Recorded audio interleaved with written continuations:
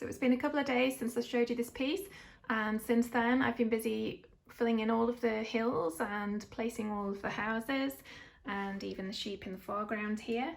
I've left some areas unfinished so that I can show you some of the techniques that I've been using to create the texture, colour and the depth so far in the picture. Okay, so I'm going to pop a little bit of shading into the house down here.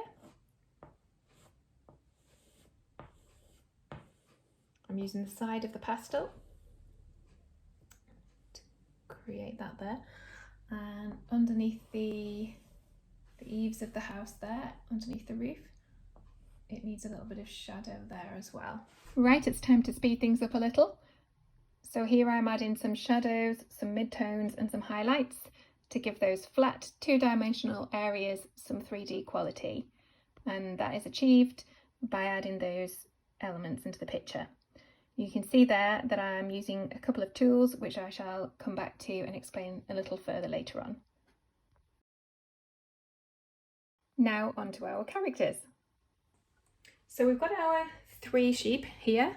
We've got the mum, we've got the 2 baby lambs. They're nice and shaded so they look round and fluffy, but they still look as though they're floating. So we need to take a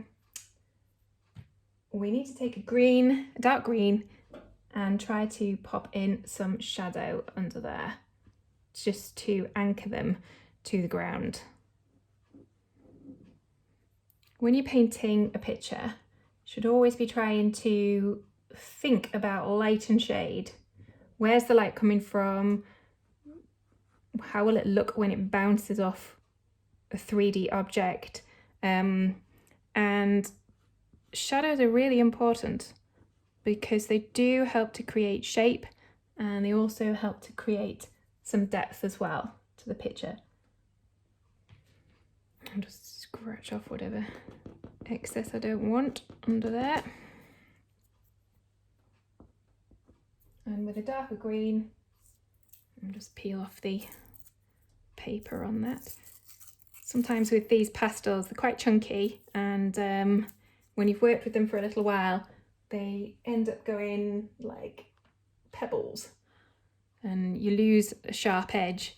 When they're new, they're fabulous because they've got lovely sharp edges to them like these. But as soon as you started working on them, and then when you get really sort of far through the pastel, you end up with a little pebble like so. So we're just going to pop some darker green right under those bottoms there.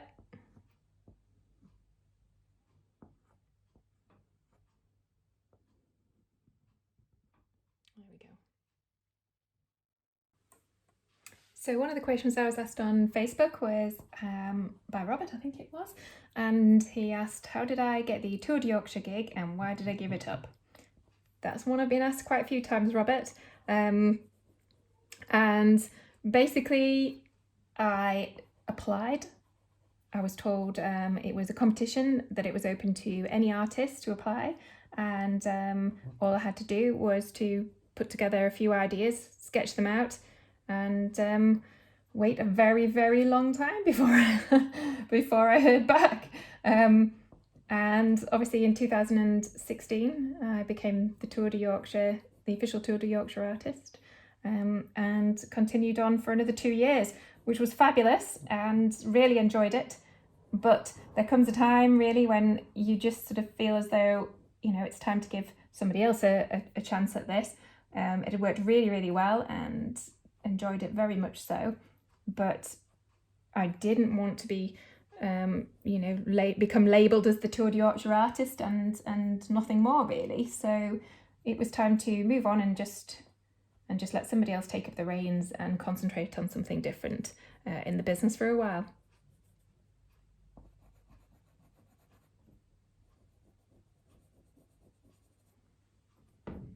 Okay, so I've added a little bit more depth of shade into the windows here, so they're not just flat grey rectangles anymore, so that's given that a little bit more shade. I do apologise, by the way, if I keep knocking the camera. I'm not used to having it here.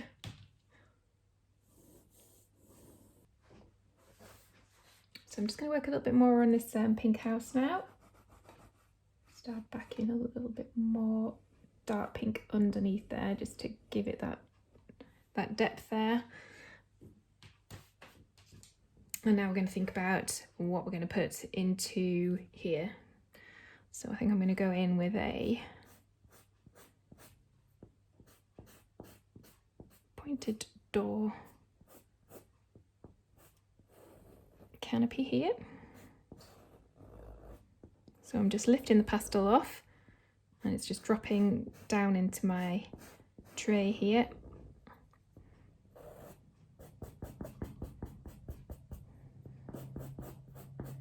So it's just a brush that's literally lifting the pastel off.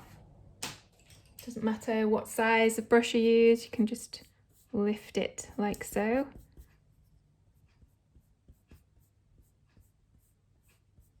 If I was working on some canson paper, for example, probably knowing the areas that I would be working on later in different colours, such as the door here and the windows, I would probably be trying a lot harder not to cover in these areas.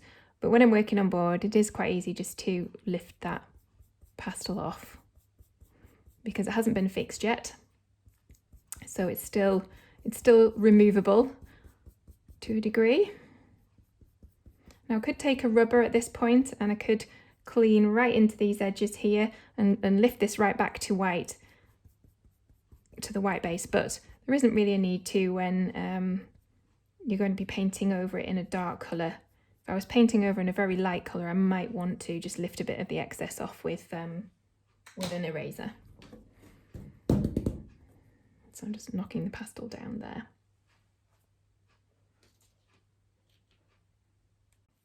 So the beauty of working with soft pastels is that if you happen to take off a bit of excess that you don't want to, you didn't mean to, or you make a mistake there, then you could either just, with a clean finger, just blend it back in, or add a bit more pastel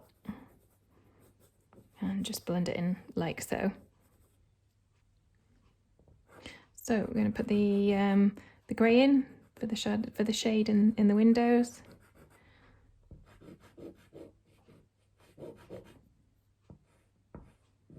And also the canopy above the door there.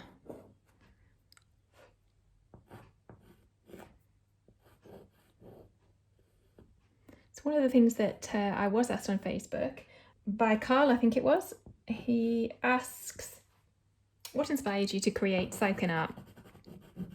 That's another interesting question. It was actually my husband who inspired me to create Psychonaut because he is just a mad keen cyclist, and since the day I met him, he's always loved his cycling. So actually, we have been across to watch the Tour de France on several occasions, and been those crazy supporters lining the narrow kind of areas along Alpe d'Huez and places like that, and screaming and shouting and cheering them on as they come up the steep ascents. So that's kind of how it started, really. And when it came over to Yorkshire in 2014 for the Grand Depart, well, it was just something I felt as though I had to do because we'd watched it in France, and it was coming to our own county, and it was literally coming through one of the local villages not far from us. So just felt as though it had to be done. I'm just about to put the finishing touches to the picture. And to answer Sarah's question on Facebook about how do I get detail into my paintings, I'm going to show you these. These are called colour shapers, sometimes known as blenders. Basically like a paintbrush, but they've got like sort of a chiselled end to them, and these are rubber, so quite flexible there, you can see. And they're really good for very tiny areas such as this, where you want to get right into that and blend the colour. So all I've done is put a little bit of pastel down onto the board. It isn't in any kind of a shape, but then by using the colour shaper, you blend the pastel and you can control the shape that it ends up. So I'm just making them into heart shapes like so. You might not be able to see on the camera, but if I was to zoom in, you'd see that they've now formed a nice shape. I used to use my knuckle until I came across these colour shape blenders, literally like that. So that was how I would always blend in tiny little areas to get the detail. So to answer Malcolm's question on Facebook, yes, I do have formal training.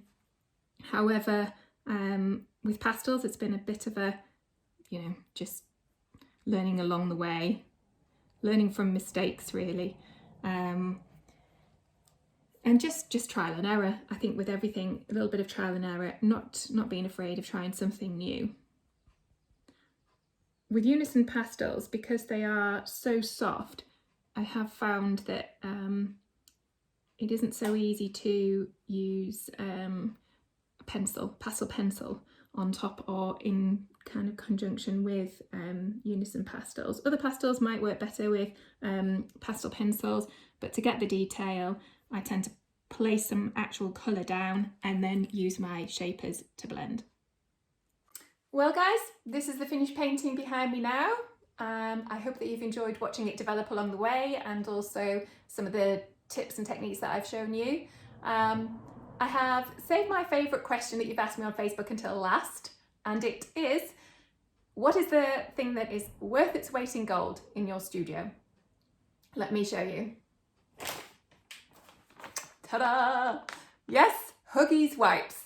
Ridiculous, but how else would I clean all this up as I'm working along the way? So yeah, that's it, simple, Huggies wipes. Well, thank you very much for listening, and I hope to see you again soon. Take care and stay safe, everybody. Goodbye.